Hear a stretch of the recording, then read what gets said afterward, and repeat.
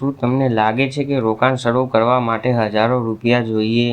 જો હું કહું કે તમે માત્ર 500 રૂપિયા પ્રતિ મહિને પણ રોકાણ શરૂ કરી શકો છો, તો આજે આપણે સરળ ભાષામાં સમજીએ કે એસઆઈપી શું છે, તે કેવી રીતે કામ કરે છે અને 500 રૂપિયાના રોકાણ કેવી રીતે શરૂ કરી શકાય છે. પહેલાં જાણીએ કે એસઆઈપી શું છે.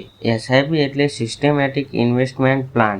આ એક એવી રીત છે જેમાં તમે દર મહિને એક નક્કી રકમ જેમ કે 500 રૂપિયા, 1000 રૂપિયા અથવા 2000 રૂપિયા મ્યુચ્યુઅલ ફંડમાં નિયમિત રીતે રોકાણ કરો છો.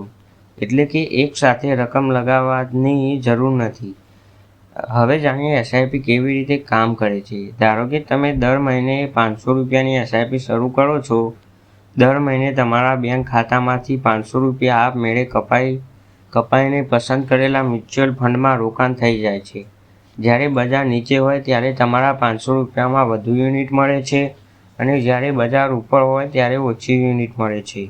લાંબા ગાળે આ પદ્ધતિ રોકાણની સરેરાશ કિંમત ઘટાડવામાં મદદ કરે છે.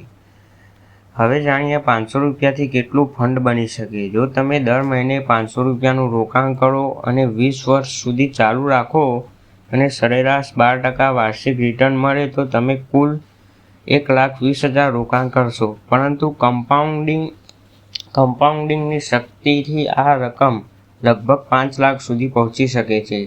યાદ રાખો, આ માત્ર એક ઉદાહરણ છે. વાસ્તવિક રિટર્ન બજારની સ્થિતિ પર આધાર રાખે છે. એસઆઈપી કેવી રીતે શરૂ કરવી તે જાણીએ.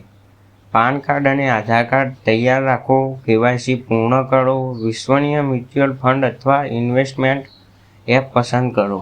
500 રૂપિયા અથવા તેથી વધુની એસઆઈપી શરૂ કરો. અને સૌથી મહત્વનું, લાંબા સમય સુધી રોકાણ ચાલુ રાખો. ધ્યાનમાં રાખવાની બાબતો: કોઈની વાતમાં આવીને રોકાણ ન કરો. તમારી જરૂરિયાત અને જોખમ લેવાની ક્ષમતા મુજબ જ ફંડ પસંદ કરો.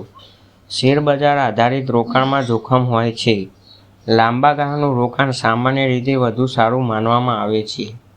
મિત્રો, રોકાણ શરૂ કરવા માટે મોટી રકમની નહીં પરંતુ સારી આદતની જરૂર હોય છે.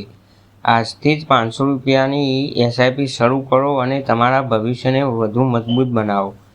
જો આ માહિતી તમને ઉપયોગી લાગી હોય તો વિડીયો લાઇક કરો, ચેનલને સબસ્ક્રાઇબ કરો અને આવા જ સરળ ફાઇનાન્સ વિડીયો જોવા માટે જોડાયેલા રહો. આ વિડીયો માત્ર શૈક્ષણિક હેતુ માટે છે. કોઈ પણ